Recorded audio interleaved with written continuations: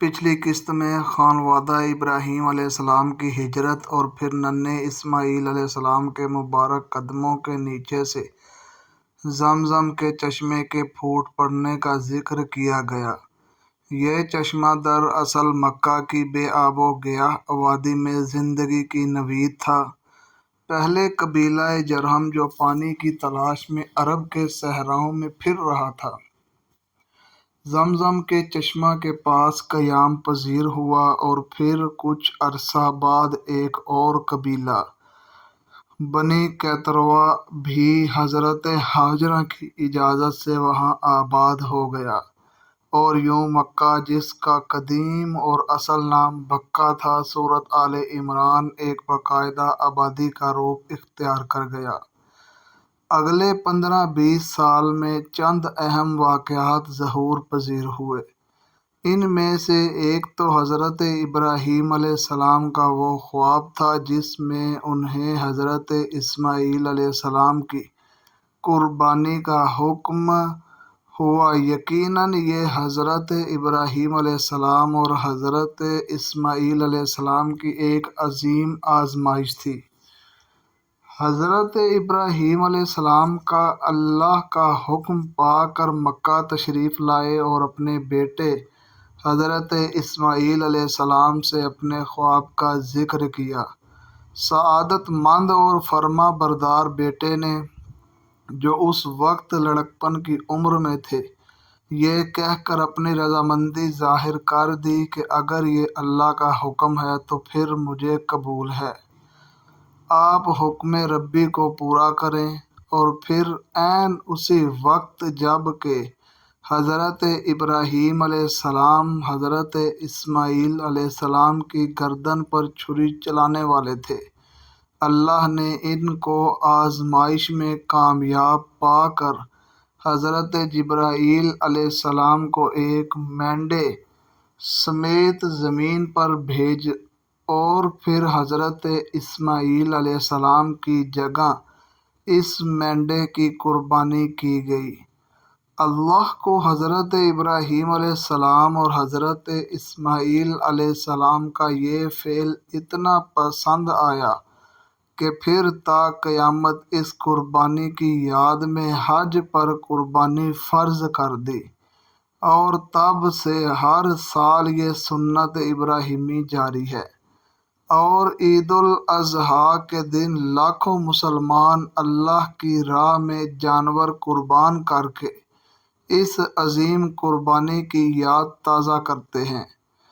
حضرت اسماعیل علیہ السلام مکہ میں ہی فوت ہوئے، اور ایک روایت کے مطابق وہ اور ان کی والدہ ہاجرہ رضی اللہ تعالیٰ عنہا بیت اللہ کے ساتھ حجر حتیم میں مدفون ہیں۔ واللہ اعلم۔ دوسرا اہم واقعہ خانہ کعبہ کی از سر نو تعمیر تھی۔ خانہ کعبہ حضرت آدم علیہ السلام نے تعمیر کیا تھا، اور یہ زمین پر اللہ کا پہلا گھر تھا، مگر پھر وقت گزرنے کے ساتھ ساتھ خانہ کعبہ کی عمارت بھی سطح زمین سے معدوم ہو گئی، اور حضرت ابراہیم علیہ السلام کے زمانہ میں اس کا کوئی نشان تک ظاہر نہ تھا۔ لیکن پھر اللہ کے حکم پر حضرت جبرائیل علیہ السلام نے حضرت ابراہیم علیہ السلام کی خانہ کعبہ کی بنیادوں کی طرف نشاندہی کی، اور پھر آپ نے اپنے بیٹے حضرت اسماعیل علیہ السلام کے ساتھ مل کر خانہ کعبہ کی پرانی بنیادوں پر تعمیر کی۔ اللہ کا یہ گھر ایسا سادہ تعمیر ہوا کہ اس کی نہ چھت تھی، نہ کوئی کواڑ، اور نہ ہی کوئی چوکھٹ یا دروازہ۔ کعبہ کو کعبہ اس کی ساخت کے مکعب نما ہونے کی بنا پر کہا جاتا ہے۔ عربی میں 6 یکساں پہلوؤں والی چیز مکعب کہلاتی ہے۔ چونکہ حضرت ابراہیم علیہ السلام کی تعمیر مکعب حالت میں تھی تو اسے کعبہ کہا جانے لگا۔ یاد رہے کہ موجودہ خانہ کعبہ 4 کونوں والا ہے، جسے قریش مکہ نے اس وقت تعمیر کیا جب ایک سیلاب میں خانہ کعبہ کی عمارت منہدم ہو گئی تھی۔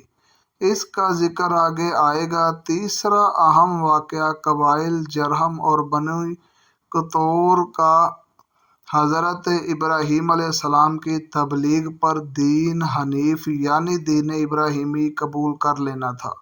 خانہ کعبہ کی تعمیر کے بعد حضرت ابراہیم علیہ السلام نے خانہ کعبہ کی تولید یعنی سارا مذہبی انتظام قبیلہ جرہم کے حوالے کر دیا۔ بعد ازاں اسی قبیلہ کے سردار کی بیٹی سے حضرت اسماعیل علیہ السلام کی شادی ہوئی۔ جب کچھ پشتوں بعد نسل اسماعیل علیہ السلام پھیلی پھولی تو پھر خانہ کعبہ کا سارا انتظام خود آل اسماعیل نے سنبھال لیا۔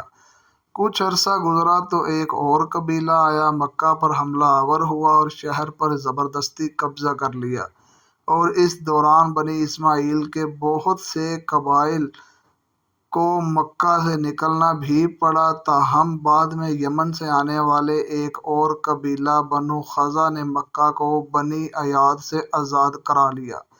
حضرت اسماعیل علیہ السلام کی نسل سے قصی بن کلاب وہ نامور بزرگ گزرے ہیں جن کی شادی بنو خزا کے رئیس کی بیٹی سے ہوئی تھی، جنہوں نے خانہ کعبہ کی تولید واپس لینے کے لیے جدوجہد شروع کی اور بالآخر بنو خزا کی بہت مخالفت کے باوجود اس مقصد میں کامیاب ہوئے۔ انہوں نے خانہ کعبہ کی تولید کا انتظام پھر سے ملنے پر قدیم عمارت گرا دی اور خانہ کعبہ کو نئے سرے سے تعمیر کرایا، اور پہلی بار کھجور کے پتوں کی چھت بھی ڈالی۔ در حقیقت قصی بن کلاب ہی وہ بزرگ تھے جنہوں نے مکہ کو ایک خانہ بدوشانہ شہر سے بدل کر ایک منظم ریاست کی شکل دی۔ انہیں بجا طور پر مکہ کا مطلق العنان بادشاہ کہا جا سکتا ہے، جن کا ہر لفظ قانون کی حیثیت رکھتا تھا۔ تاہم انہوں نے دیگر قبائل کے سرکردہ افراد کو اپنی مشاورت میں شامل رکھا، جبکہ مکہ کا انتظام و انصرام چلانے کے لیے مختلف انتظامی امور کو 6 شعبوں میں تقسیم کیا اور اپنی اولاد میں ان عہدوں کی تقسیم کی۔ یہ نظام بڑی کامیابی سے اگلے 150 سال سے زائد عرصہ تک چلا، اور پھر بعثت نبوی صلی اللہ علیہ وسلم کے بعد جب مکہ فتح ہوا تو اسے اسلامی اصولوں اور بنیادوں پر تبدیل کر دیا گیا۔